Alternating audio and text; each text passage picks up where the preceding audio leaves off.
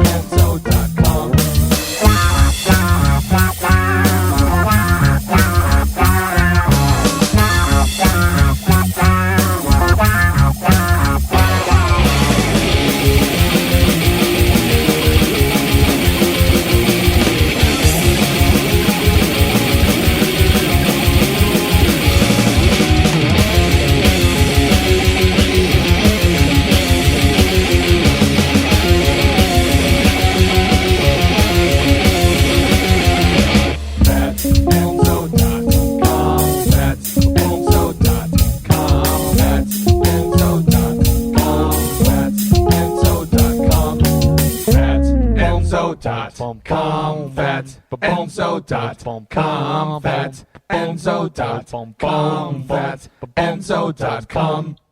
And Kon'nichiwa, motherfuckers. Thanks for tuning in to the Monday evening string. I'm Roberto Vincenzo Picarillo, a.k.a. Bobby Pickles, Simer Esquire. And tonight, my guest, you all know and love, he's Gavin McInnes Asian Sidekick, Ryan Katsu Rivera. And how you doing, sir? Ryan is apparently, actually, according to Google, he's half Japanese and half Puerto Rican, which I would say makes him 100% Filipino, but Google says it makes him 100% Nazi. So, anyways, who knows with these mutts? He's ethnically ambiguous, which is great if you want to be an actor or some shit like that, or an impersonator, I guess. Ryan does impersonations from time to time on Get Off My Lawn, which is the title of Gavin's show, and which Paul Bazile says he brilliantly came up with, among other things. Ryan is also the producer of said show, which is the premiere show on Censored Dot TV, Gavin McInnes' podcast network of conservative misfits. In some cases, literal misfits. In the case of Michale Graves, which is the show that Paul Bazile stole from me. Anyway, nonetheless, enough yapping for me. Time to start asking some questions. Here's my interview with Ryan Katsu Rivera. Welcome to Bobby Pickles Podcast. That's me. Yeah, and that's me, motherfuckers. What up, Oh shit, entire screen? Why is this doing this? There it is. Yo, what up, man? How you doing, brother? Thank you so much for being on. Rock and roll. Yeah. Hell yeah, man. That was a hell of an intro. I appreciate it, man. I try. Hell of an intro. I try, man. What's up, Ryan? Paul Bazile. Yeah. Thanks for joining me tonight. Did I get any information factually incorrect in the intro? Well, I mean, no. Technically, the full-blooded Nazi thing, that is according to Google. So that's not factually incorrect that it's according to Google, but that article was, it's funny, that article was written by a friend, like a friendly, on medium.com, and it's so absurd that you would think, oh, everybody's going to get that that's a joke, but everything's so retarded that it seems pretty serious. Yeah. I mean, how does that feel? I mean, I've had that same thing happen to me, man. If you go on and Google Bobby Pickles, it comes up that I made the 6 million wasn't enough shirt, which I never made. I made many shirts in my time. I provided the bullets and the bandages, and I definitely believe in free speech, and I printed some crazy stuff, man. Like the white man is the devil the Bible speaks of. Stuff like that. But I've never printed anything that can be considered Nazi content, you know? That's smart. That's definitely smart and true to form. You know, no, I don't think I've never met a Nazi, but I'm pretty sure they wouldn't like any of my friends or me. Got to do the hair, of course. I know, man. Well, like, look at that hair, man. That hair is some that is some non-white hair, right? This is my everything pass. I could say any word I'd like because I have this bizarre coof. That's right. You got the bizarre poof. I mean, maybe if you're like a Guinea or something like that, you'd have the poof. That would probably be the only white person with that crazy poof. But it's, Let's be honest. I know you're Italian, and for all the Italians out there, you're not white. You're close, but you're definitely like kind of Latino-ish or whatever. The Spartans were Dorians that conquered Greece, and they went but they're not really Greek. It's like it took them a while to be considered Greek. They're Greek inhabitants, but they conquered the place. Well, Italians are a little dark, a little olive, got some flavor in there. That's right. I'm a Guinea. I have that flowing through my body. And yeah, but yeah, you see the swarthy appearance. It's totally retarded. It's the greatest white lie ever told. True. That's what I call it. And we're gonna do, man. I don't know. You probably didn't catch this, man. But I set up a Proud Boys versus the ISUPK. They're the Israelite School of Universal Practical Knowledge, the Black Hebrew Israelites, and I got. Yeah, it was great. I got Enrique on there, and we all, talked to them about what whiteness is. I mean, God, it's just so funny, man. I mean, they're really confused about it. They think that, I don't know, man. It's talking about the Italian thing. I just feel like Italians came over here and they're like, oh, what do we have to be? We have to be white? Okay, we are white. We white. Right. And they just went with, they followed along with it. They assimilated into the culture.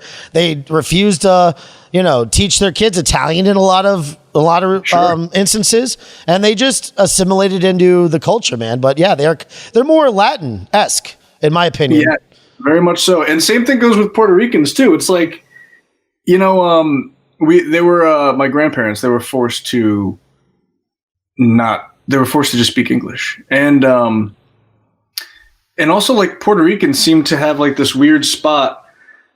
In the city, you see it more because they get away with saying the N-word, not in a pejorative way, just like in a friendly way. Well, Puerto Ricans are supposedly the perfect person because they are ethnically like everything, right? I mean, like completely American, Native American, conquistador, and African, right? So it's all three of the things. Or no, Indian, African, Native American, and conquistador. So, and Taino Indian would be the native part of that whole thing. Correct. The Taino Indian. And I'm sure. And if you're Asian too, holy shit! If you're Asian too, you're everything. Just basically everything, yeah. You're basically everything. Yeah. This is what it looks like when they're like, "What's the world going to be? Just some beige, nondescript person?" It's just me. Holy shit! I like the intro where you're like, basically, it's a Filipino. That's true. I always would say that it's like a makeshift Hawaiian. Basically, I thought of that myself. That's very good. Thank you. It's Philippine Islands, right? I mean, the Filipinos are the Mexicans of Asia. True. And they all are Catholic. They're awesome, actually. Filipinos are fucking awesome. They are. Yeah, they are interesting. They really are. And there's a whole bunch of Asian stuff going on nowadays, but I feel like Filipinos can steer clear of that. I want to steer clear of that. I don't want to look Asian, during this whole Asians are special crap. And I knew this was going to happen too. Like I've been tweeting about it that I was like, please, please, please don't let Asians have a BLM moment where they're annoying and there's commercials and posters and protests, and now it's happening. So this sucks. I know, man. It is crazy. I was so happy to be not black, not white, so I could just watch on the sidelines. But now the fucking rice Americans are in the spotlight, and I hate it. I can't stop playing with this hair. Why would you ever? I mean, dude, I wouldn't. Any of the podcast, you're getting the scoop, bro. I'll do it too. Are you serious? You got hair? Oh, whoa! Oh, that makes me happy. Yeah, that is fucking righteous. You're a rock and roller. Do you play instruments? Oh shit, rock? I can't hear. Hello? You play the musics? I play the music sometimes. I grew up playing music, and I played bass and guitar or whatever, Mm-hmm. And then, but no, I grew up playing in punk rock bands, and then punk rock bands, you don't have to be the best. So, I mean, I knew a lot. I know all power chords and stuff. I know obviously all the basic chords and stuff, but I didn't really get like crazy good. Like I heard that you're crazy good. Like all kinds of solos and stuff like that. Right.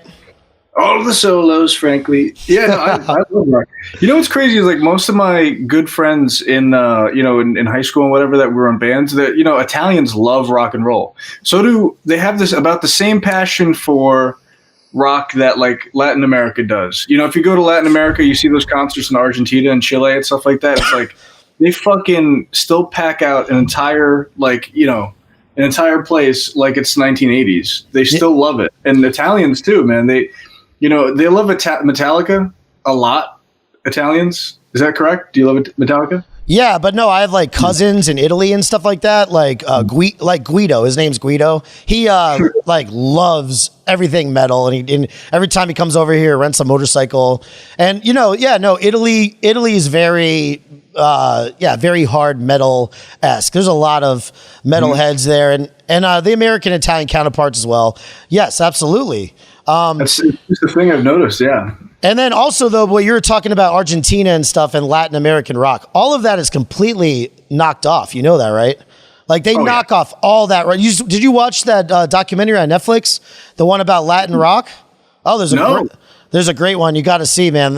Fuck Netflix, but you have to see this documentary. It'd be right up your alley. All about Latin rock, man, and basically everything that we had, like the Who or Led Zeppelin, even though Led Zeppelin stole a lot of lyrics and whatnot and other things, but everybody, there's the Latin people down South America and stuff, Central America, they would have like their version of it. So, and it brings you through that whole thing. It's crazy. No way. Okay, interesting. Yeah, I did not know that. But what is it called? Do you know the name of it? No, I don't. I'll try to find it. I don't have my Asian sidekick. I actually have an Asian sidekick too. And no way. Yes, I do. And we call him Genghis Khan, and he's not here right now, so he would be able to do that. But anyway, so the rock and roll Italians. One more thing on that is like, so they always love the rock and roll and stuff like that. Metallica is one of their favorite bands. Italian. Oh, I don't know. It's just all right. There's a lot of similarities. We can get into that. But one of the funniest things I've ever heard is like Nick DiPaolo was talking to. Wait. Are you talking about similarities between Italians and Asians? No, Latinos. Oh, okay. Because there's similarities between Asians as well. Like I have a really great Chinese friend. Well, the Chinaman. He's an 83-year-old Chinese man, and he's my he used to be my butler, but now he's not. Now we got him into an old age home now. But so Peter Lee, he's the best. He basically fuck. What was I thinking about? I'm sorry. I'm smoking weed at the same time here. The links between Italians and Asians. There are so many. They both love gambling. They both love, noodles, right? Tracksuits. They love tracksuits. That's probably true. Let me think. He does dress pretty peculiarly. It's funny, yeah. Not a lot of tracksuits, but he definitely can dress like a guinea at times, man. But there's more than that. The family aspect, big family. You guys, everybody eats in like a family way. Like you get served in family settings, usually to eat. Pasta. Pasta. Yeah, it's a big thing. They share that. There's more than that, though. Who created the pasta first? By the way, they say Chinese did, right? I heard. That's what I heard. But who knows? I doubt all sorts of things now because I've seen history being like rewritten. Like you go to a thing and then they spin it and they're like, this is what that thing was about. It looked like a gun protest, but actually it was a bunch of Nazis getting together and fucking doing bad shit. And you're like, well, that's not true at all, but okay. So I don't trust much stuff. I got to look into dinosaurs. That's been my whole thing. If you're watching the show, dude, I know. I have all of this laid out in the questions. Trust me, we are going to get to it. About dinosaurs. But all right, so about Latins. Okay, so back to Latins and Italians. I was up in Connecticut talking to my uncle couple months ago, and he was telling me this. He was just like, we were talking about how everybody down here in South Florida, I'm down here, and I'm sure I don't know if you know, but I'm in the Proud Boys, and I'm in the same chapter as Enrique Tarrio down here. That group. And I was just talking about how all of these Latin American people just love America and they hate communism and stuff, and it's just so awesome. And he's just like, it really reminds me, the Latins coming in here reminds him of Italians. And I think it's the same kind of thing. They're coming in here because being a Latin, what does that even mean? Right? There are white Latins, there are black Latins, there's in the middle Latins like yourself. There's all kinds, and Hispanic, just to be Hispanic, all that is a white person can literally move from Europe and just move to South America, and then now they're Hispanic, Yeah. And so there's a lot of white Latins, and I feel like people it's just kind of the Italian thing. It's like they choose. They're like, which way am I going to go on this? Yeah. Am I going to go this way, or am I going to go this way? If you think about all the little Italian nuances, like the nuances in Italian culture, when it comes to, even nicknaming the parents, like Nona, yada yada, I got my this, my that. The Maloikia with the evil eye, the weird traditions, they're drenched in the Catholicism. They got superstition to them too. It's they got a touch of the tar brush. They're definitely not what you would consider white. I mean, white would be English, Scottish, German, Swedish, even Australian. Southern Europe. Southern Europe are the Mexicans of Europe. Just like we're talking about the Mexicans of Asia, the Mexicans of Europe. The Mexicans of any place should never be considered white. No, they're not. And they should be, awarded or regarded, in a positive light for they're like extra steeped tea. There's just a lot going on there. They like spicy shit on their chocolate, like Mexicans. Like they do shit different. And I think instead of taking it as a pejorative, when we're like, "Oh, you Mexican," that's not exactly. Not trying to knock them. We're just saying you're different. No. I'm just saying you're south of the border. That's all. You're just south. That's all. Yeah. Yeah. I mean, I think. I think literally the Philippines is the South, isn't it? Like the South Pacific. I don't know. Yeah. No. I think you're right. I mean, I'm retarded, but I also think very strongly that you're correct. Okay. So I don't know what that means. So let's move on to something funny. I like talking crap about this guy. He's a funny guy. Is it true that Paul Bazile is the most talented creative genius on Censored Dot TV? I would like to play a video really quick. To illustrate what I'm talking about, and then I would like to have your opinion about the matter. Here it goes. Sure. The eclectic array of Proud Boys. This guy was a former, is still a hippie, obviously, but he's a reformed hippie.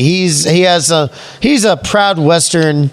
Born again American. Chauvinistic hippie. Born again American and a proud Western chauvinist. Born again American. I refuse to apologize for helping create the modern world. Born again American. Dude. Apologize for the Birkenstocks in his closet. He's got something there with the born again American. Maybe you could like that. Turn that. That's actually a nice little hashtag. Hashtag born again American. I came up with it. No, you did not.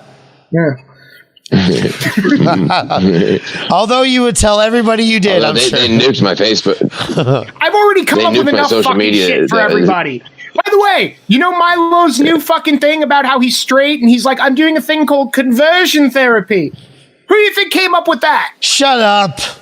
I told him a year ago, I said the next tour or event or whatever you do, you should call it conversion therapy. I didn't say come out as straight or do something preposterous.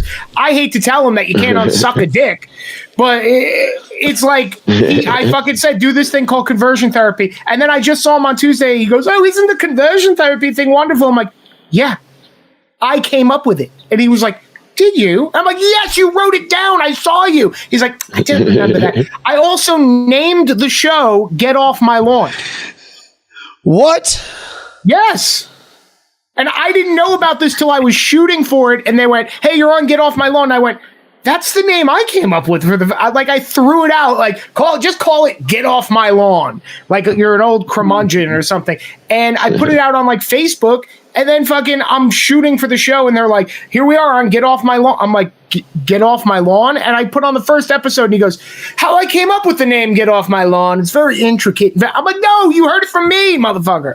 Wow. I also, by the way, I don't want to get Bobby. He Mencia'd you? He Mencia'd me, but the worst offender of all. And this might get Bobby in trouble. I hate to do that. So this does not reflect on Bobby. I came up with Loomered. I can tell you where, when, and I have witnesses. Because I said it to her repeatedly. I'm like, well, I guess they've been Loomered, because there was no word for what she was doing. It certainly wasn't journalism. And I was like, all right, I guess you've Loomered another one. And she was like, Loomered. Yeah, I like that. I'm going to use that. I didn't realize she was going to write it on fucking everything. Wow, what an insightful podcast. At the very end, right at the end, coming out, and you got a score right there. That was really good. Looking good. By the way, where did I get my t-shirt, Bobby? Oh, you got it from Proud. All right. Let me get off that. Oh, man. How do I turn that up? There it is. He's not wrong. He's not wrong? Paul and I go super duper way back. And Tell me about Paul. Tell me about your relationship with Paul Bazile. How long you known him for and stuff. You're an old school Proud Boy, right? I mean, you're one of the originals. Yeah, it's when it was just about naming cereals, and then there were rules being created on the fly. Essentially, I met Ben Ratner, who the whole group he was the mascot. He never got laid. God! Is there any way? Where is Ben Ratner at right now, dude? How do we get that guy on the podcast or whatever? I want to talk to that guy. Oh, he would not be interested. However, you can find him on Twitter. Ben Makes TV, I believe it is. And he'll go live and do some Periscopes or whatever, or Twitter live, and play piano tunes. But he loves the song "Proud of Your Boy" by Aladdin, from the Aladdin musical, and so that's why the theme song is Proud of Your Boy. That's why the name of the group is Proud Boys. It was created as a goof to try to get this redheaded Jew laid. And that's what it is to a lot of people. A lot of the purists, it's just a drinking club where you talk shit on liberals, and you could feel sane in a world that, they're like, which transgender woman is the right for you? Z, we, V. So when you hear shit like that, I'm like, when you're walking around Target and that's on the radio, the world's fucking nuts, and the world is they product place, brainwashing, manipulative things all throughout culture. So yes, you could be walking through Target, and then you hear something that's reinforcing that brainwashing. Yeah, it's pretty crazy, man.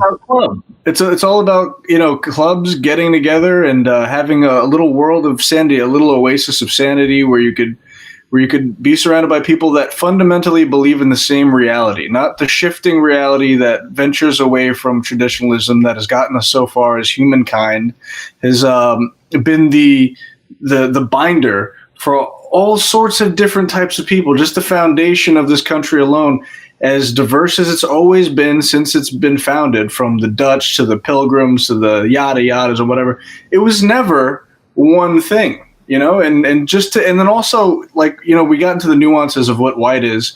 And the only reason I would even bother talking about that is because they're always making it about white supremacy, white this, white that.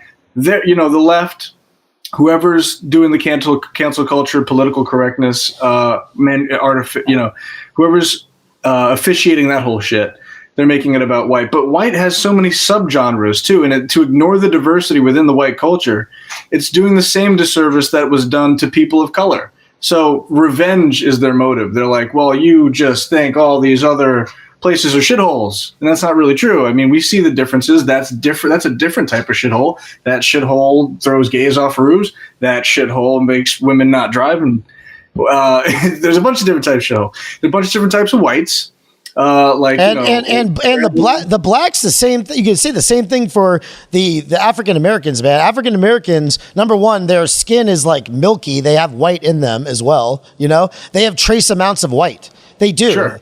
If you do a DNA test on any of them, I think statistically most or like, and I know this from watching like PBS and stuff. You know, from watching what is it?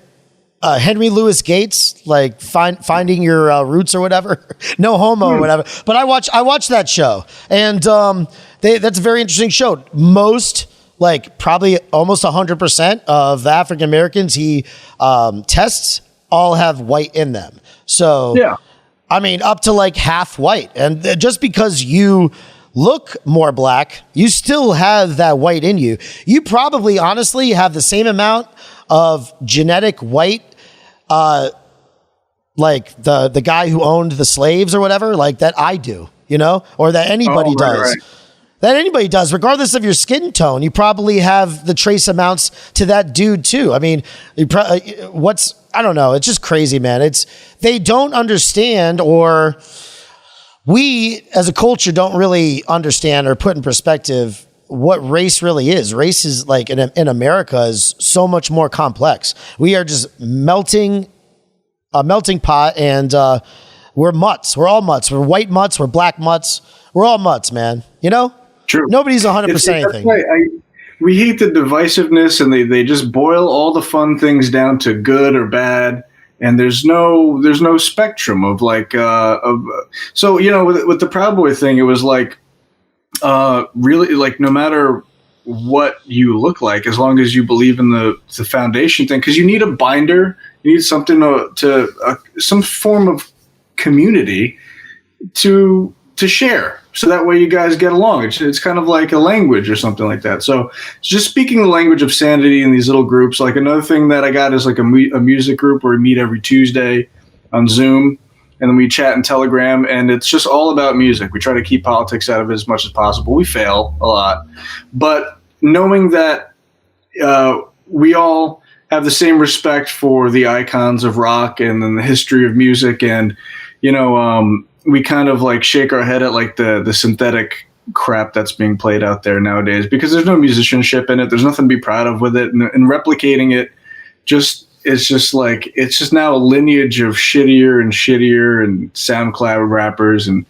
no message behind it. Like I always talk about Rush, how the song Limelight is about the concept of fame or being put in the public eye, and how that warps reality and stuff, and you got to shred that away to get to the real nature, the underlying theme. Like that is a high concept for a group of Canadian guys with long hair. There's so many good rock songs that address tons of things, like Danzig, Mother. What is that about? It's a guy talking to the mother. He's like, hey, you know, I'm gonna take your daughter. That's fucking cool. Like, I don't know. So themes, you know, are important, and you know, we're making like a mixtape, and we all have different points of view, and none of it is like overtly conservative, because we kind of cringe a little bit. Now, we love what Tom McDonald is doing as far as the message goes. We love what Bryson Gray is doing for the message and the conservative party. But, you know, rap is rap, and I think it's quite trash, at least at this point, and it's all derivative, and nothing really is shocking anymore, because all it is shock. So when you're just in that world of shocking shit, I don't know, man. And God bless those guys for going out there and spreading the message of like right-wing values. But there's something about rap too. It's this weird thing where not caring and not enunciating things is cool.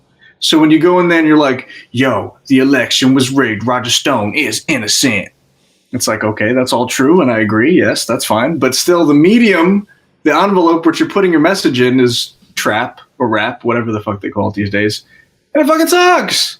It's not listenable. It's not music. Can't tap your foot to it. Can't tap your foot to it, man. Hey, listen. I listen to a rap song, rap trap. Listen. It's my Joe Biden. Hell yeah. So we try to keep it as musical as possible, trying to create a little oasis. Even if it's not permeating the mainstream, rock and roll still exists, and we're trying to uphold it. Same way Proud Boys are trying to uphold masculinity and traditionalism, all that stuff. We have those same core values woven into, what we're doing, but it's about music, So that's something that hopefully can't be attacked any further. I think it's, pretty decimated as far as culture goes. Rock does not exist in culture. I believe you are very naive, my friend. Very, very, very naive. It does exist, but you got to look for it. It's not hitting you in the face when you go into a Target or in the elevator. It's all Cardi B's asshole or something. I mean, yeah, everything has been politicized. I mean, I used to do a podcast just for like punk rock, and I interviewed a lot of punk rock musicians, all kinds, and it just got so political at the end there. That's why I became a Trumper or whatever, man. 2016 was because of that, because the punk scene had become, and it was just so inundated with politics. You couldn't go to a show without hearing everybody needs to vote for Hillary Clinton. It was pretty crazy. And it started off as punk rock was no government, whatever, anarchy, no right, no left. And then it became largest government somehow, which makes no sense whatsoever. But a couple things you were talking about. Yeah, Neil Peart dying sucks. Rush is awesome. Okay, that group that you have going, what's it called?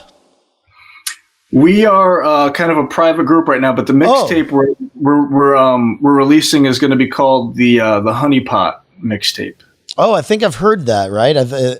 Now you guys are all working on that together, so it's all musicians who are actually actively working on coming up with music in the group. Yeah, brand new stuff and stuff like that. And so we're in the process of like naming it, but it's essentially a group of individual, independent artists. So the ones that are public, because there are a few people that are trying not to get canceled and be affiliated with Censored TV or Gavin or anything like that because they have lives still. But the ones that are public, not anonymous, are Hollowed. He did the Kyle Rittenhouse song, Boom, Boom, Boom, Boom. Hollowed. He's got a bunch of great songs, COVID songs, voting songs. So he's like a based rock guy. Ty Richards, I don't know if you remember him. He made the song Western Chauvinist. He's going to be on tomorrow. That's awesome. Yeah. That's awesome. Is there anything I should ask him? Damn. Ask him about the mixtape that's dropping. Okay, cool. That'd be kind of neat. But yeah, just also he's got a lot of great things going on in his life, and he's a really talented musician. He got kicked out of, the Austin scene. You know all that though, right? No, I don't know anything really about him. I know the Western Chauvinist song, and somebody mentioned to me that I definitely should be getting him on or whatever, and I hit him up over the weekend, and he just so happened to is going to be doing it tomorrow. I spoke with him earlier today, and he was telling me about it. He said he moved from there, and he's living somewhere else now. And I was asking him a little bit about that, but moving from like that liberal area of Austin to wherever he is now. He says there's a little bit of that still going on, but he does say that he makes websites, which is pretty awesome. And I saw his website. It is badass. And you can tell he's a great artist. So obviously, because that's the problem with website developers.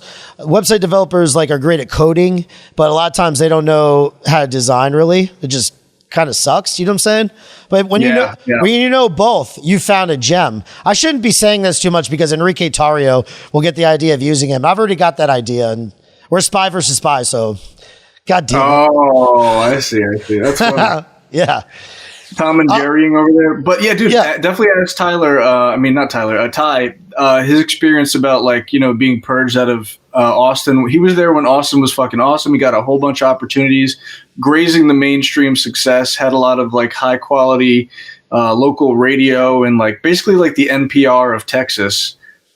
Filmed some of his live performances and stuff like that. Had an awesome band, was released had a bunch of hits on this, kind of like a local scene, but still pretty big, like radio stations and stuff in the area. Like on his way to fame, in that market, in the local market, blowing up in the local market, and then ready to go another step.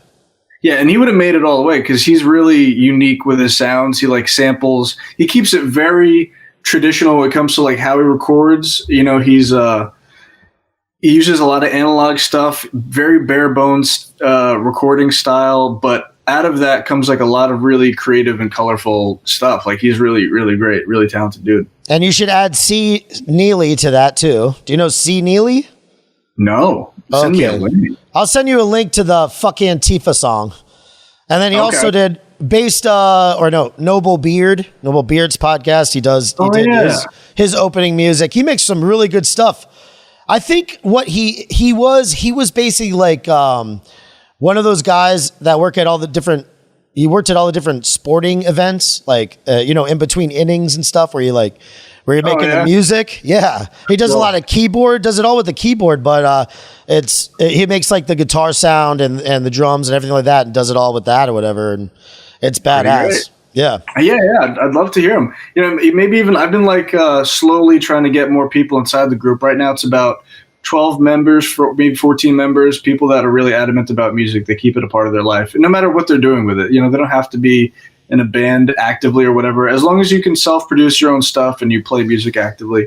So there's that. There's a couple of Proud Boys, St. Louis guys, a guy from Fargo is really cool. They're all like really cool dudes. We're going to have to come to a point where like, do you want to stay anonymous? Do you want to stay anonymous? Because obviously it's a crazy world where they're canceling all sorts of people. We got Brian, the guy who makes all of our music for Censored TV. He's in the group. Let's see, who else? Oh, please don't be mad at me. Anybody else I don't name. It's not a huge group, but we're looking to expand too. So just let me see this Cecil guy. What is his name? Oh, that's C. Neely. C. Neely. Yeah. C. Neely. Yes. He's going to be good for you. But there was a bunch of stuff you were talking about with that whole monologue about the music and stuff. But maybe I'll think about it again as we go. But getting back to Paul Bazile, I really wanted to know about you guys. Like, you guys started together in the Proud Boys back in the day, right? And then do you guys both produce at Censored Dot TV? Are you like counterparts? You know what he's like in Men in Black, where they had that guy that met with the huge guy, and he had a little thing of jewels that Edgar the cockroach from space killed, and he had the little cat with Orion's belt on the necklace, and they brought him to the morgue, and then when the lady opened up his head, there's a little alien in there dying. That's Paul Bazile.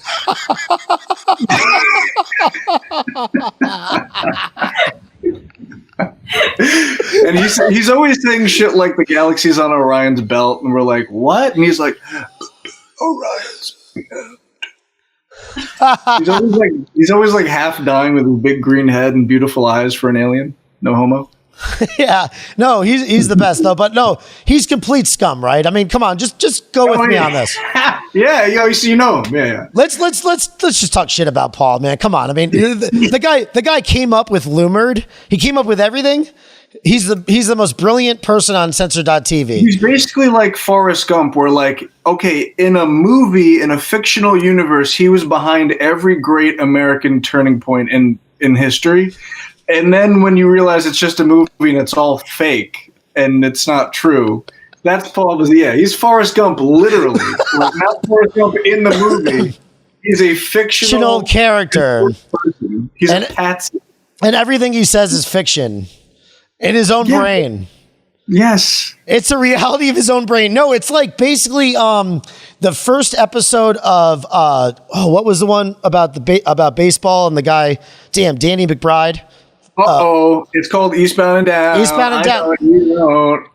Now, remember when he goes to the school for the first time and it's like all in slow motion and he's like, my nose. Like, yeah. And then it shows really what's going on.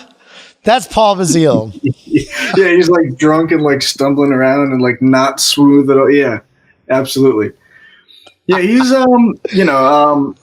in Sucker Punched, like where a girl is basically getting lobotomized and raped by handlers that are wearing scrubs, but in her mind she's battling them with like anime style katanas and she's in like these huge mech suits. That's what Paul Bazile sees, but really he's in a morgue or something getting raped by Oscar, whatever the actor's name is. Oscar the Grouch. Yeah, that too. Paul Bazile is in a morgue getting raped by Oscar the Grouch. Anyway, Paul Bazile is both Bert and Ernie. He's two homosexual puppets that teach you the alphabet. He fucks himself when the lights go down, the camera stop rolling. no, why doesn't Paul Bazile have his own show on Censored Dot TV at this point? Or you, for that matter. Huh? Or you, for that matter. Oh, because I'm terrible. I would never be able to. Like, I could talk to people just fine. I enjoy it, but no.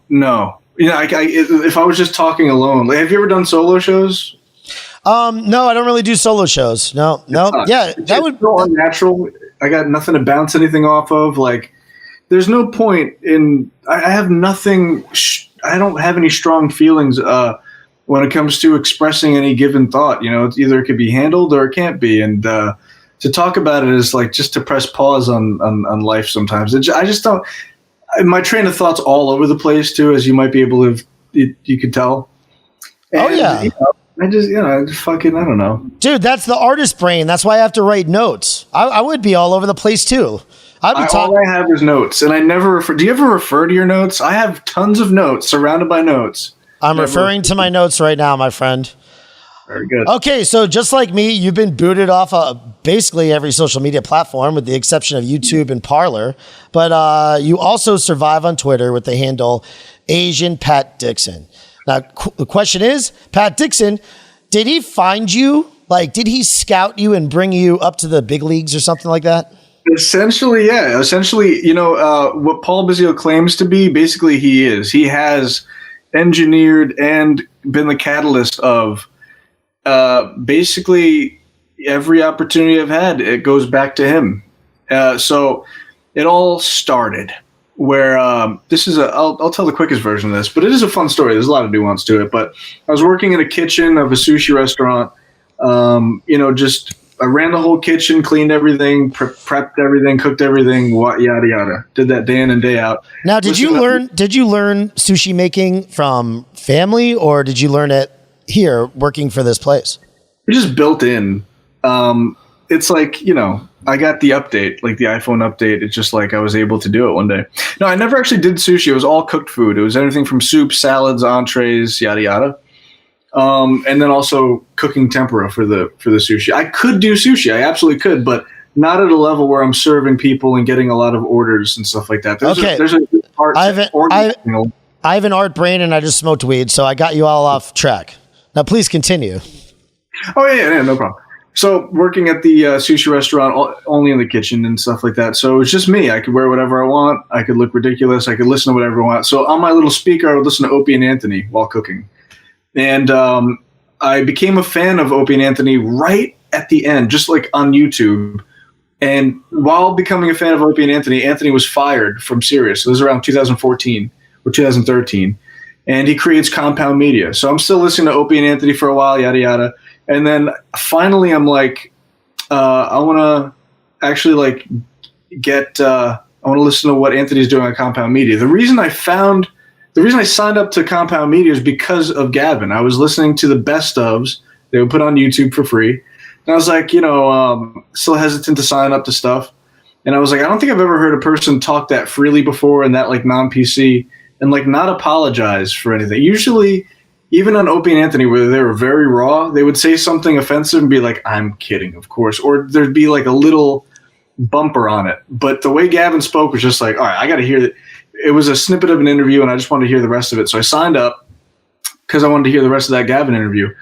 And so, you know, I wasn't like the hugest Gavin fan at that point, but I was like, he's awesome. But I was still very Opie and Anthony guy. You know, so one of the shows on Compound was New York City Crime Report with Pat Dixon.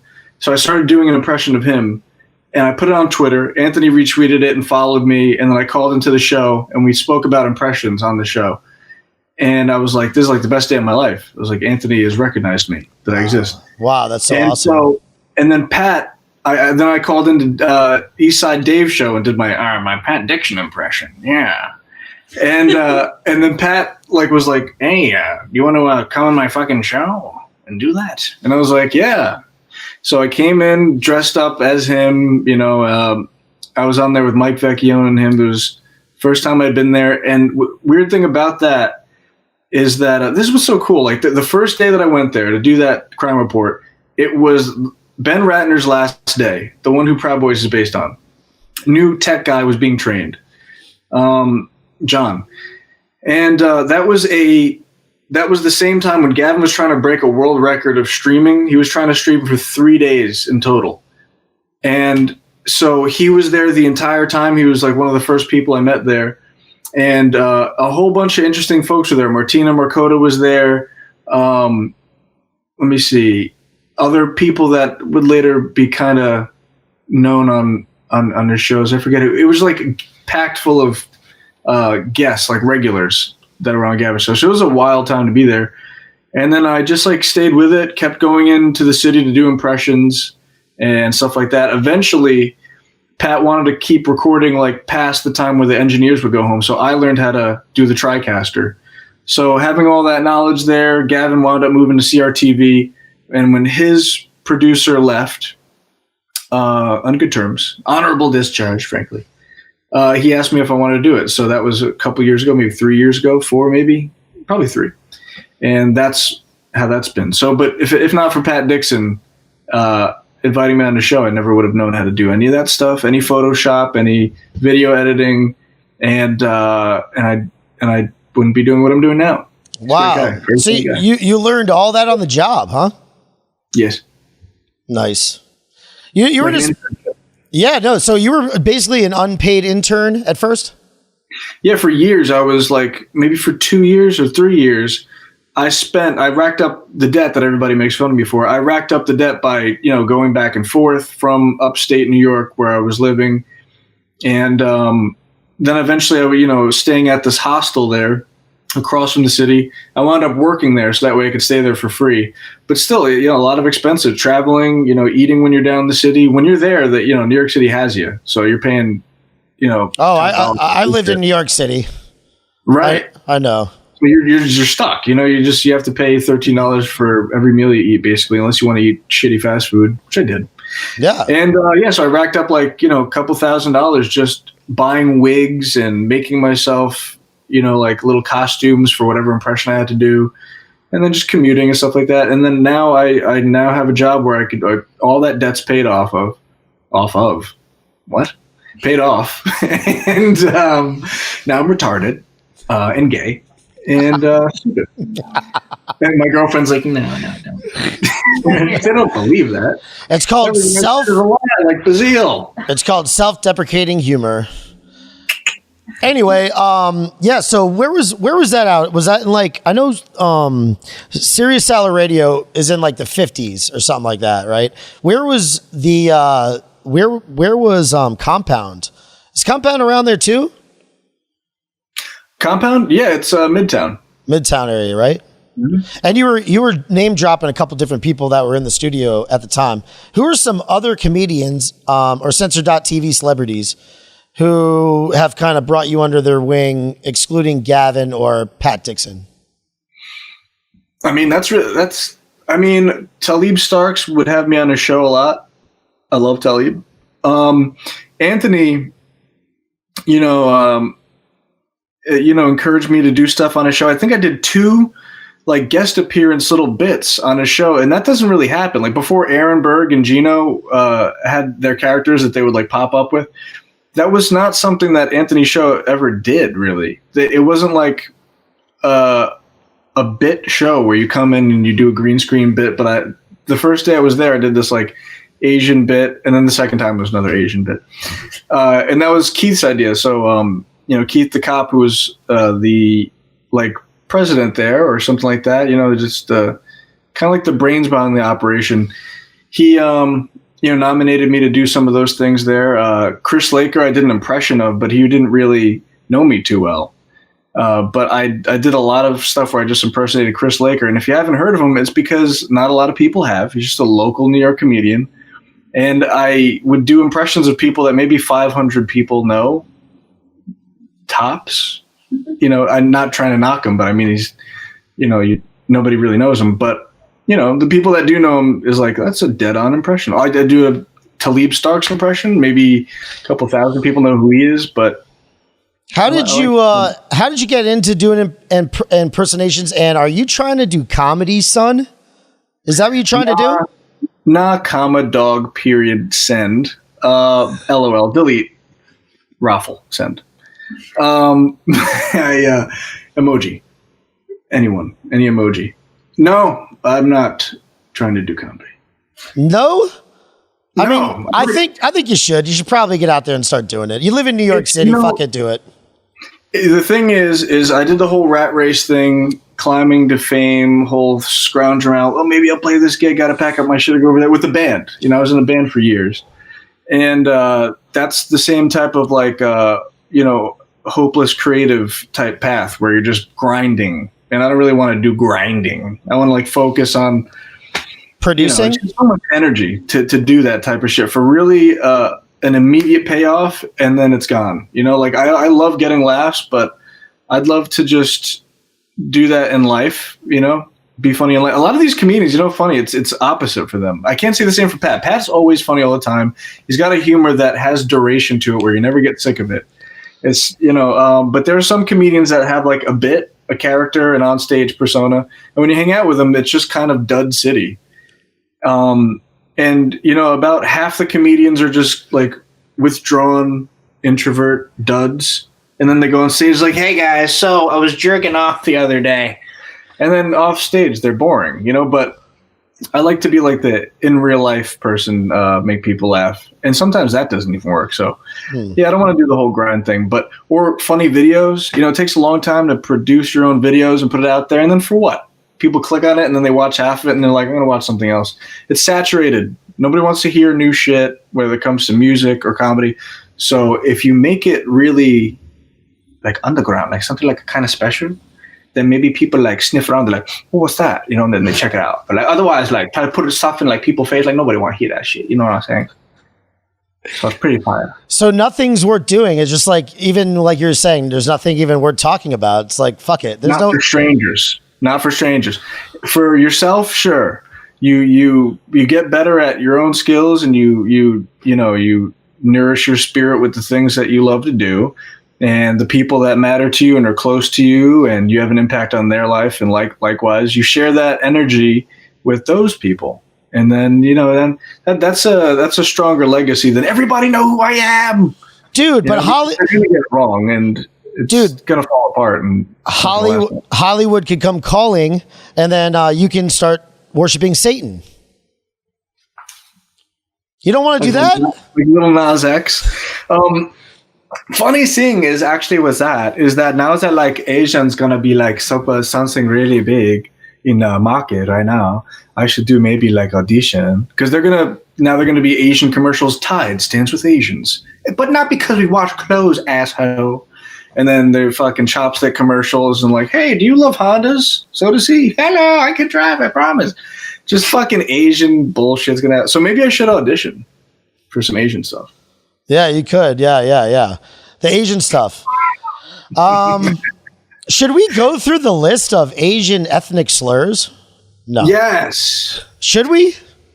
There's a lot. I mean, it's your channel. I mean, there are a lot. It's crazy. Let me bring up Wikipedia right here. I have the yellow card. No violin. You do? Yes. For those who didn't get that joke, Yellow Card was a band that was emo, but they had a violin player. Oh, they're horrible. Yeah, they do suck. Ocean Avenue, fucking I like that song. That's the only good song that they ever did. No, that's terrible. Terrible. I agree, actually. Anyway, look. So Asians. A celestial?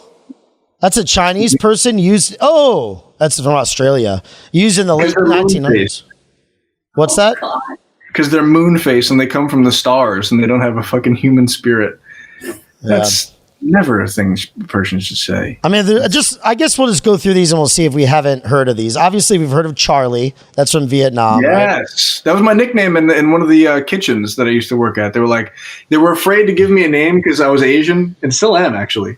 And fucking all right, what's your nickname going to be? And because they didn't want to they wanted to name me something Asian and racist, but they didn't want to go there. So like, all right, what's yours? You get to pick your own nickname, unlike everybody else here.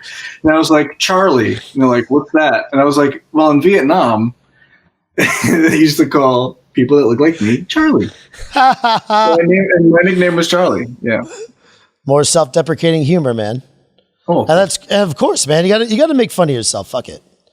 So obviously, I used it earlier on my Chinese friend Chinaman. I call him the Chinaman.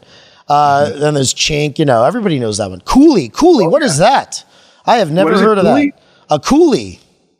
I think that's a cigarette that you put Coke at the end of. I've heard of that. You've heard of that? An unskilled Asian laborer, usually Chinese. Originally used in the 19th century for Chinese railroad laborers, possibly from Mandarin. Interesting. Gook. Everybody knows Gook. Everybody knows Jap, Nip. Does anybody ever call you a Nip or anything like that? I've been called Nip. Yeah, sure. What about an Oriental? No, that doesn't really hit very hard. What am I, furniture? Have you been referred to as yellow? Yeah. Oh, okay. Chinky-eyed. There's a bunch of them. Anyway. Slope, slant. Yes. Yep. Yes. Whoa. Let's just keep going. Should we go through? I mean, you're trying to figure Rice it out. ball. I think Gavin made up rice ball, but that's one of them.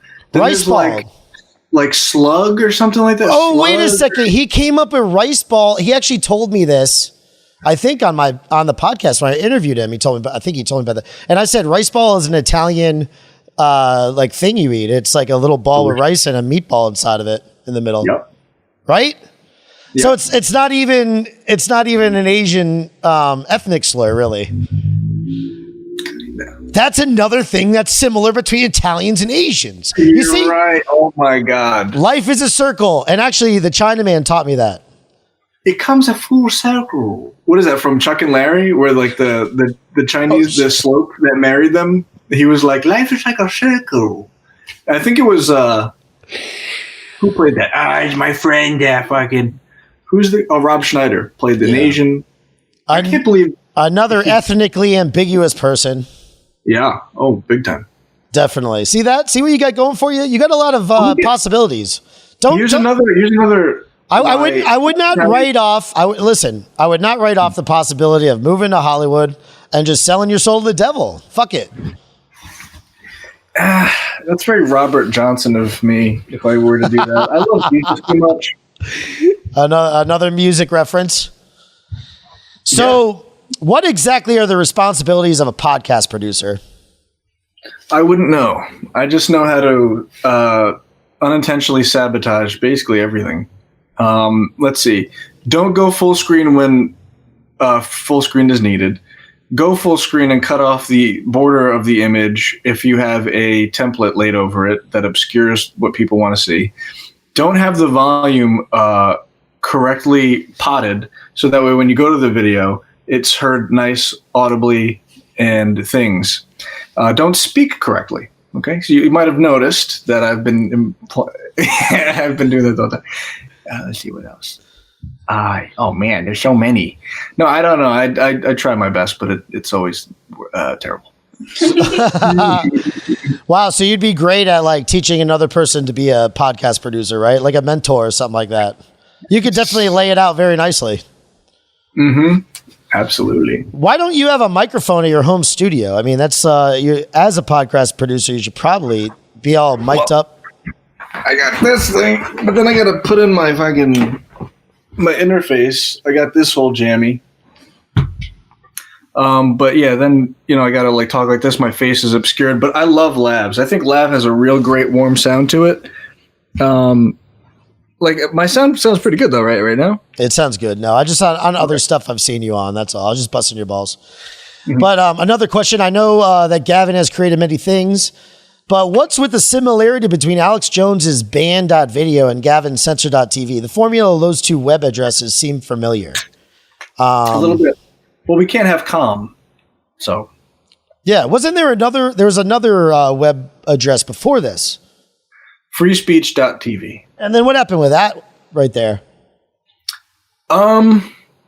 there was another freespeechtv.com or something like that. It wasn't exactly freespeech.tv, but basically as if they were friendly and non-politically, this had nothing to do with politics or whatever.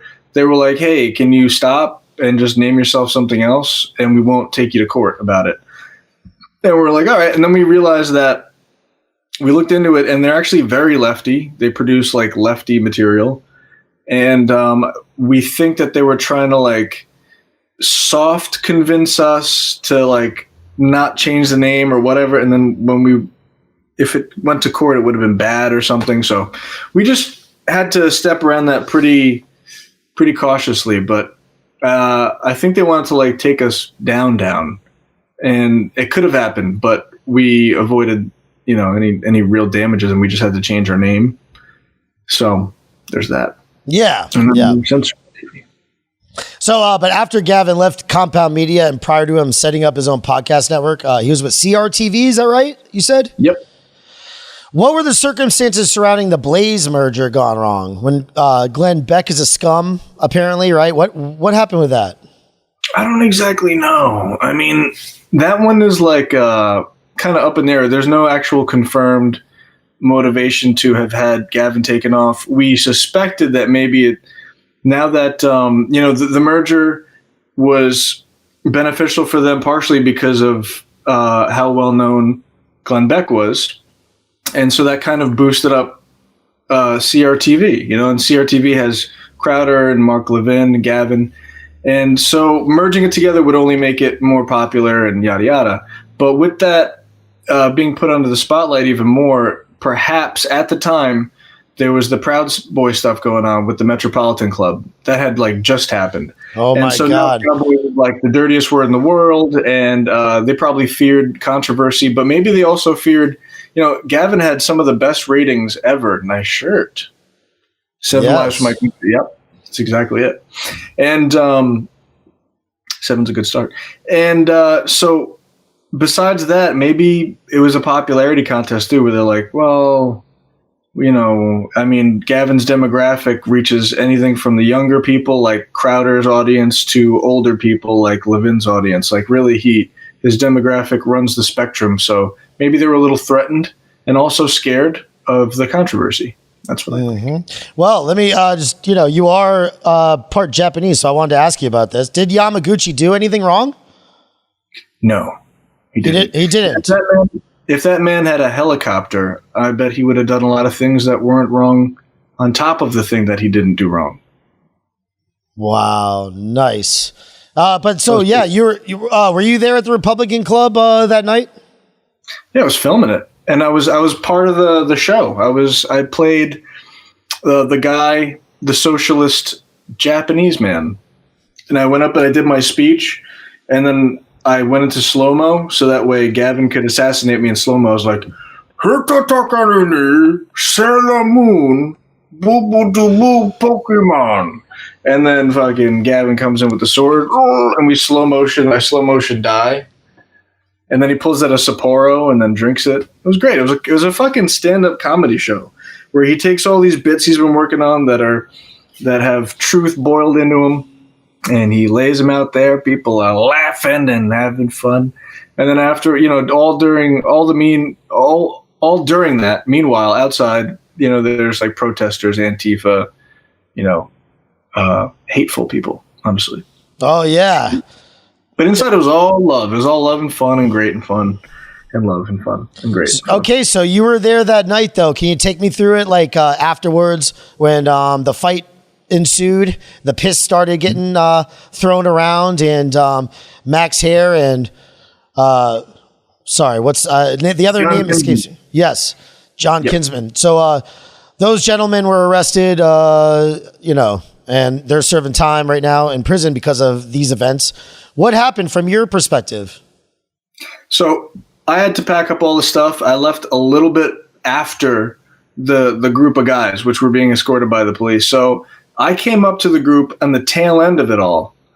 And and then I had to find my car. So no arrests were made that night because the cops were like, all right, this is not a big deal, because it just wasn't. Like, things happen like that all the time. And it was, they weren't like, we want to press charges or anything. Nobody was injured. So the cops just like, all right, whatever, fucking go away.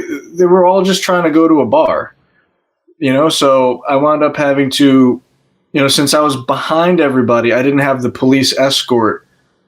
We walked to the subway and I was like, oh yeah, I got my car parked here, which I was borrowing a car. So I had to go back to my car, and meanwhile there's Antifa all around. So I was like, I would have been fucking jumped probably. So I had two guys, Jeff, who served weekends for his involvement in that little scuffle there. He served weekends, Jeff. And so Jeff and another Proud Boy, and maybe another one too, maybe me and two other guys, walked to my car. And then there was Antifa following us, yelling shit at us. And so that was like my experience with the whole thing. But the fight was over by the time I had gotten to it. But it wasn't like a big deal. It was as exciting as a fight in a hockey match round. What do you call a hockey thing? Hockey game? Period. Hockey period. Yes, the enforcers or whoever fights. Yeah, that's great. Anyway. Do they call it a hockey period because it gets bloody sometimes? Oh, yes, they do. They do. Great. See, there you go. You're so good, man. Using that comedy brain. God, so how are these guys spending 4 years in prison for something that is a victimless crime? Like the victims didn't even press charges. Is this insane? You like the shirt that Gavin hawks, and it's such a great shirt. I love that Clown World shirt. This is fucking Clown World. Sure. No, it doesn't make any sense. It's unprecedented. The lawyers were like, I've never seen anything like this. It's pretty much Cuomo. He's a scumbag. And when he was fucking finger blasting his secretaries or whatever he was doing, being a total weirdo, even though I don't really know if he did anything that wrong, but he's a scumbag, so fuck him. And then killing old people. Actually, that was before any of that stuff. He's always been a scumbag in this form before he could do any old people killing or making women uncomfortable. He was like, how do I be a scumbag? And he's like, okay, I'll politicize the events that took place after this talk.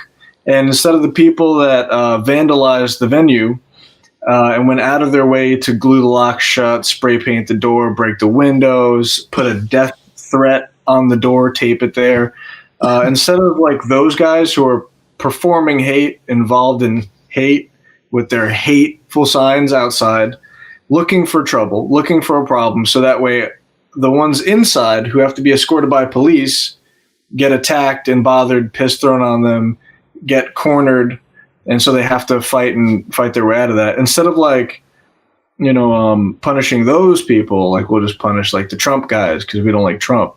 And so, they really self-defense, trying to mind their own business. Proud Boys get attacked by Antifa, but they're on the politically inconvenient side or whatever. And it's just bullshit. It's just bullshit. I mean, Cuomo is scum. He's just true scum. I walk around New York City with my girlfriend. I say very loudly things about Cuomo that I'm not going to say here. Things that might be interpreted in a way that might get me in trouble. But he just like what, Tourette's? Like New York City Tourette's? Basically, you know what? My motto is like, if there's people walking around like, can I get $1? And their dick is in their hand, they're pissing on people. Like if they have full free reign to behave their way, that way. And I'm just saying a couple of true things where like, Cuomo's a crook. He should, blank. I wish somebody would blank.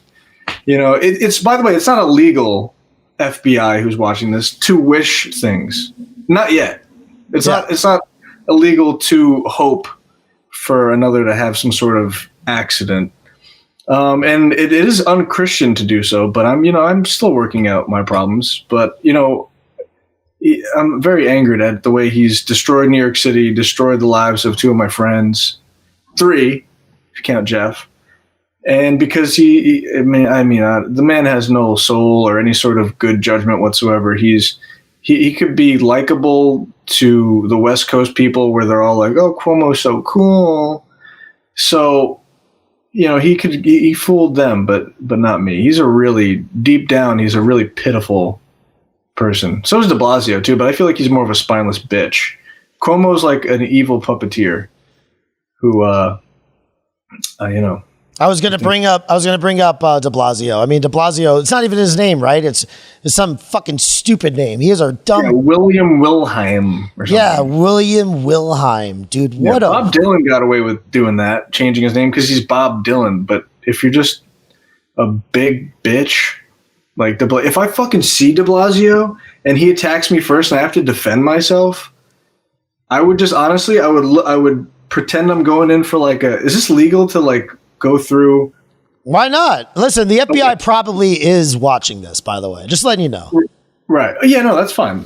I mean, we get along. I mean, I talk to them on the phone. I'm like, hey, FBI, wouldn't it be funny if like I could, because I know they're listening, but they never talk back. Not yet. I'm sure one day they're going to hit a button and be like, yeah, that was pretty funny, but we have to do, oh shit. And then I'm like, now I'm there. Like, I heard you, agent, fucking whatever. But yeah, okay, so De Blasio, right? He's there. He's got a security detail, and he's like, guys, hold on a second. This little Asian guy, this little slope. I'm like, whoa. And I'm innocent. I'm just like, what? I'm just minding my own business. Probably have a cheeseburger in my hand. I'm like on the go. I'm like, what? So he just like slaps me like I'm a bitch. He just goes like this to the back of my head, like, psh, like a kid that did something wrong, like a neighborhood kid, like not your kid. So you're like, hey, get the fuck. So I think a little note. I think you should say, what's happening instead. What's happening? What's happening? No problem. So he slaps me about my head, and now I'm in self-defense mode. I'm fearing for my life. He's larger than me. He has a black wife. This guy could tear me to shreds. So now I go, okay. And now I throw a fake combo, like a fake. And as he's like about to parry, I take my foot, which is pretty strong, he had a strong leg, like a frog, like a toad. And I push it very fast into his shin, and it goes like this. Now, this is not a threat, because I would never do this, but he assaulted me first. So I did go ahead and disable his leg, and now I have to take on his Shirlene McRae, who is, a big brolic lady, I guess. And so she's like, ah! So she runs towards me, and I just like trip her because she's a lady. Just go, sorry, lady. But she was about to attack me. Now in court, it's going to look pretty bad. They're like, you tripped her and she didn't touch you. I was like, yes, but she was running towards me, and the person who she was with had attacked me already. And by the way, it wouldn't be much of a trip. I just put my leg out, so she was coming with all the force. And now, then they'll be like, all right, it's declared, or whatever judges say. It's declared. And then I get out of there. Oh, yeah. What do they say? They don't say that's declared. It's declared. It's declared. They say it's declared? No. Not even close. God, what do they fucking say when they hit the gavel? Order. What setting is this? Where can you tell me the setting of where all this occurs? There's just New York City. I mean, one of the coolest things is that here's what I picture. I picture it's October. It is Columbus Day, and they're having the Columbus Day parade. And so De Blasio and Cuomo are both there marching in the parade. And then this is where it goes down somehow. You come swooping in. And well, somehow they both have to start this first, but you take them both out. Yeah. Well, they definitely start. You know what they did? A projectile. So I'm far away. I'm actually like where a gargoyle is, like up roosting on the top of a building somewhere, really high, like almost like an altitude that's uncomfortable for humans to be at. Like they built a new super tall thing, and I'm on top of that in New York City. Like the world's tallest tower, and then I'm up there like on Fifth Avenue, right where minding my own business. P.S. Like maybe eating a thing. Like, wow, it's really windy here. Fucking hair just blowing like this, and I'm pissed because I like my hair to be just so. And and then they flick like a rubber band. You know when you take a rubber band and you put it around your thumb and then you let it go behind the teacher's back? They shoot me with that. I don't even know if they were intending to hit me. I think maybe the wind carried it, but that's legally enough for me to engage myself in self-defense mechanisms. They could have taken your eye out. Yeah, exactly, with my Red Ryder. So I swoop down, and this is in the future where guns are legal in New York City. And but that is actually irrelevant, and I don't use any of those. I'm just trying to paint a picture of like the atmosphere. So maybe other people are trying to like fire at me because they don't like me because Asian lives still don't matter in the future. Because they're like, listen, Black lives matter, but we're smart. We're not dumb. Asian lives clearly are a dime a dozen. In light of the increase in anti-Asian New York City attacks, are you more wary about wearing your MAGA hat on commutes? Okay, I was never wary of wearing the MAGA hats ever. I'm depressed enough to not wear them because Trump isn't. It's kind of like it's almost like my team lost the World Series and I'm still wearing the hat. It's just like, you know what? Like sometimes I will on my own, but no. I mean, maybe upstate New York I will just to let people know where I stand. But in the city, you're outnumbered with people who don't like Trump, so they're going to be like, "He fucking lost, bitch," and I don't want to hear that. Have you ever done that? Have you ever done it? What? Worn a MAGA hat, out commuting on the train and stuff? All the time, yeah. And that's what I'm not white. Like you and me can get away with it because we're not white. But no, I can't get away with it. No, I'm just kidding. I love how Italians, they had to like invent like olive skin and be like, "Hey, I'm not dark, I'm olive skinned." It's like, dude, just drop it. You're not white. Oh my God. That is so great. You're right. I never really picked that apart. I never really analyzed that, the olive thing. Yeah, your Kalamata are like olive. Olives are black. Lots of olives. Lucy. Yeah, Sorry. that's right. Had nothing to do with anything. I'm so sorry. All right. So what's this I hear about you not believing in dinosaurs?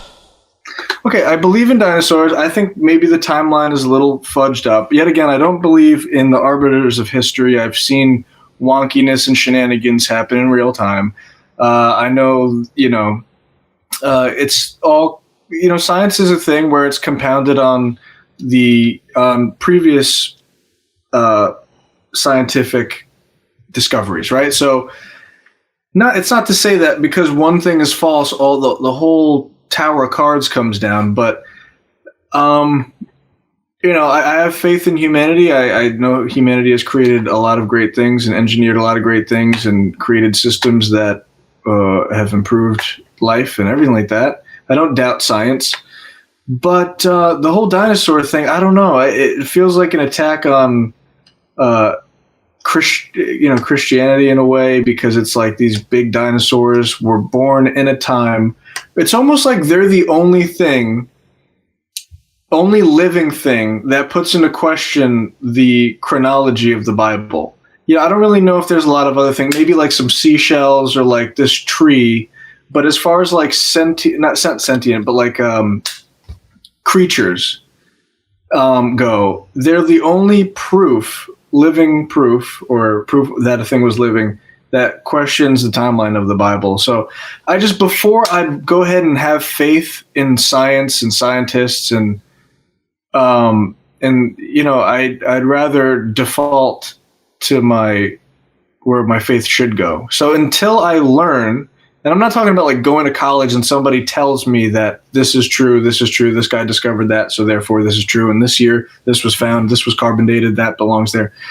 That's having faith in something. Unless you go out and you prove it and you try to disprove it and whatever. I just haven't done the work yet, but that's where I'm at right now. I just don't want to blindly believe everything that we've been told about dinosaurs.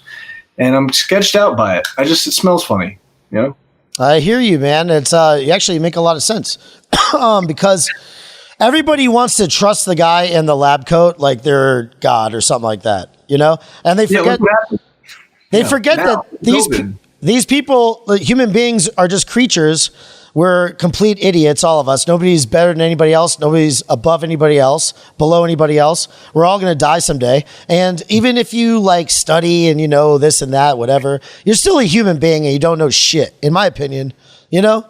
And there's a lot of bullshit going on. I mean, if you like Einstein, a lot of what being whatever exact, I don't know his exact science. I forgot what exact science. I sound like such an idiot now. But relativity. What kind of scientist he is? I don't know. Like a physicist, a theoretical physicist. Right. This is just imagination, man. It's just like dreaming shit up. You know, they did have some of those things that like quantum physics, string theory. That's all kind of evolved. Like I remember either string theory or there was a theory before that, quantum theory. One of them was like squashed because it didn't fit with relativity. So I think string theory was the binding theory that unified the findings of Einstein with relativity and quantum physics and stuff like that, like the macroverse with the big planets and the universe, and then also down to the things that are microscopic and like, in the microverse or whatever that may be called, and how things behave differently, and time is kind of warped depending on the size of things and time. So I read a book, The Elegant Universe by Brian Greene, and he was breaking down the string theories. I think it was called The Elegant Universe. I think that was what it's called. But he had another book too I started reading. But so I've always been interested in that sort of stuff, but it does kind of like, well, I mean, who's checking this shit? I mean, it's a very small community of theoretical physicists.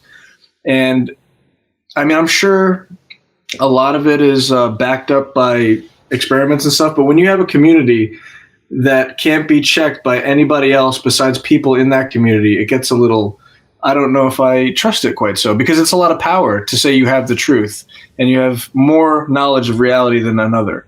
And that's what we're experiencing right now with COVID. You know, somebody who knows more than us is saying we got to sacrifice our way of life. Or in the case of theoretical physics and, providing a timeline for things that came before us, discrediting the Bible up above in the heavens with planets, and we're just nothing. We're just stardust, garbage, an accident. Enjoy it because it's pointless. Fuck you. So there's one. And then also science when it comes to climate, because everything's so politicized and they try to use scientific findings for political reasons to control you physically. Oh, you can't have this type of car. You can't do this. We're punishing America, taxing America, even though we have some of the lowest emissions in the world when it comes to, modern countries. It's just like a way to control your way of life. But the funny thing about the dinosaurs and the astrophysicists is that controls your belief, because don't think that you're special, you're divine, and you have a heavenly father who loves you and you're important. All that's scrapped because big planets fucking spitting fire and shitting gas out with rings and fucking dildos flopping out like a unicorn fucking quirk. Fuck you. I don't want to hear any of that shit. And how the fuck do they know what the Earth is made of in the core? Like, all right, we've dug 8 miles into the Earth. That's all. Like some Russians are like, look, we dig real far. We never got past the crust. So how do they theorize this? Well, if you look at the striations, fuck you. We've never gotten past? We've never gotten past the Earth's crust. But I think it's from observably. By the way, 200 years ago, we were way more retarded. Like 100 years ago, we thought sucking on a lime could help with typhus or some shit. Like we were stupid. So this is the era which all that stuff comes from. Now, I know that they've also done some really impressive stuff, splitting the atom, the hydrogen bomb, fucking, chemistry, physics. I get it. But how much of that, what are they sneaking in there with this whole package? I don't know. What about the moon landing? What about the moon landing? Sorry for cutting you off. I don't know. I haven't really looked into it, but I know it's juicy. I know there's a lot of people with some juicy info over here. Oh, they deleted all, and this is backed up, where they deleted all of the info from it, all the computer like data from that. They deleted that. There's really limited footage. I mean, fucking, how could this happen? The fucking Nelson Van Alden of the Internal. That's from Boardwalk Empire. All my Boardwalk Empire fans, Van Alden. Okay. Michael Shannon, great actor. Weird face. Looks like Frankenstein. So where was I besides Retarded Land, USA? Population 1. Oh, yeah. Okay. So, I've heard a lot of good arguments on both fronts saying it's real, saying it's not real. I've listened to Owen Benjamin. I mean, who hasn't? Dude, the earth is flat. Like, if you don't believe the earth is flat, you're an actual sodomite and a Jew and a retard. Dude, raise chickens. I'm not saying the grabblers are bad. I'm just saying they're misled. Oh, but Big Bear, what about the universe? Dude, I don't want to hear it. You're banned.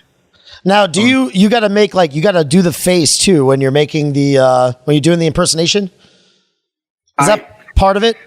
I think I just morph my mouth so that way I can get the sound out right. The face is never good. Like, when I'm doing an impression, Gavin's like, well, show yourself. Like, put the camera on yourself. It kind of ruins it because I look nothing like the guy. The only one I've come close to looking like is Chris Laker with the wig and the beard, and then Donald Trump with the wig and the suit. But if you don't sell it physically, if you're going to half-ass sell it physically, it actually takes away from the impression. I like people to close their eyes. Not very hard for a guy like me, but for you, you're going to really close your eyelids and listen to the voice, because it's all about the voice. That's so great, man. Now, would you ever get out of New York City? It's probably the last question. Would you ever move out? Because there's so many people moving out now, and they're all coming to places like here down in Florida, and they're buying up land, they're buying up houses. And I heard through the grapevine that Gavin was thinking about relocating south, like to Georgia or something like that. Is that true? Yeah, I don't know what the timeline of that is, but absolutely, we want to get out of New York City. Like, it's like a one-way relationship where we've loved New York for so long, and it just doesn't love us very much. The people in it are just complete sheep.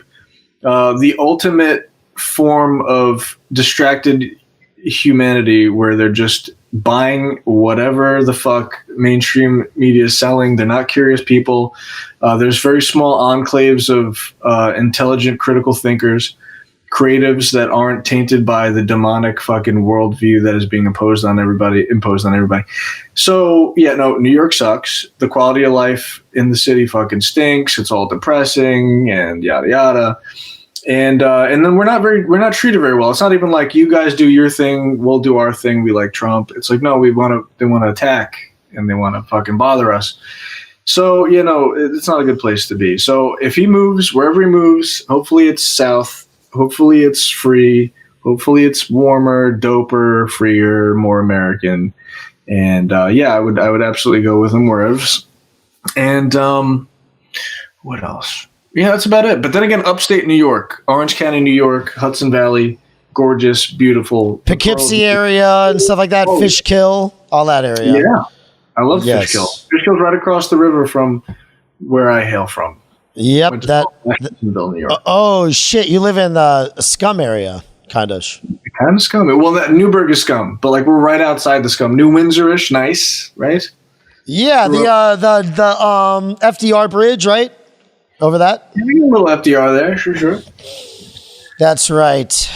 Okay. They got some nice views, some mountains, creeks, and then every town has its own little personality, open mics, and then when you're in a band in that environment, it's pretty cool. Your name travels kind of far. Like you'll go to like Montgomery and they're like, oh, we heard you guys. And that's really cool. So it's big fish, little pond stuff, but it's gorgeous up there. You got a lot of space, a lot of property, wander in the woods, free living, hiking is huge. The views are amazing. And well, I'm pretty excited about this. I guess it's because of the internet and podcasting and stuff like that. And you don't really need to be in the city to talk to whoever, and you try to get an awesome interview. You could do it right like this, right? You're chilling right in your living room and your girlfriend's next to you and you're doing impersonations and you're having a good time and it's entertaining, right? It's awesome. I'm comfy. You don't need to be in the rat race. You could be free. As long as you have a high-speed internet connection, you're good. And everybody's figuring that out. It's pretty awesome. So true. It's very true. And, it's just like Oh, one day, if I ever come back on, I'll plug in my microphone, so I'll have it here, and I'll sound a lot better. Actually, I don't know if it'll sound better, but I'll have a microphone. It would look profesh, and I'd be able to plug in my guitar and then also like play a lick every now and then, like Bill and Ted. Like I'll say something cool and be like, Hell yeah, bro. Or like Wayne's World on crack. You know. pretty true. All right, man. So I'm going to go into the outro. You can stick around. It's only going to be a second. You said you liked the intro, so here's the outro. All right. Thank you so much, you guys, for watching the Monday evening stream, ladies and gents. If you're in the market for awesome custom t-shirts, check out fatenzo.com for our line of pseudo-intellectual party tees. Check out fatenzo.shop for Perry's and Proud Boy swag. Check out proudenzo.com. I'm Bobby Pickles, and I've had an outstanding time with you today and with Ryan Katsu Rivera. Ryan, do we have anything else? I mean, obviously, Censored Dot TV is your plug, right? Mm-hmm. And everybody knows that. And then people could follow me on Instagram. This is my third Instagram, at Nopeyup Official. Nopeyup Official. That's my band name. That's my music moniker. I snuck on Facebook, but I'm not going to be there for long, so I'm not going to plug that. Also, YouTube, youtube.com/channel/Ryan Katsu Rivera. And, but on the Instagram, there's all the links. And Asian Pat Dixon on Twitter, Censored.tv, and balls. Hell yeah. I appreciate everybody who watched this. Thank you so much. But I appreciate you more for liking and sharing this podcast. There's a 20-year-old nerd sitting in a back room at Google with cum stains crusted on his pants, deciding who wins or loses in life because he learned how to code while living in his mommy's basement. Are you going to allow that? Fuck no, you're not. It's time to fight back. Give that dork a slap by posting this to Facebook or Twitter or Parler or whatever. And always remember, friends, vaya con Dios. Adios. He always says, that's me. With that look on his face, he'll talk about anything. Outstanding. Tattoos, t-shirts, politics, history, and hot sauce on everything. Bobby Pickles. Pop culture, documentaries, conspiracy theories, sarcasm, and fear. It's a conversation, start listening, cause we're all here.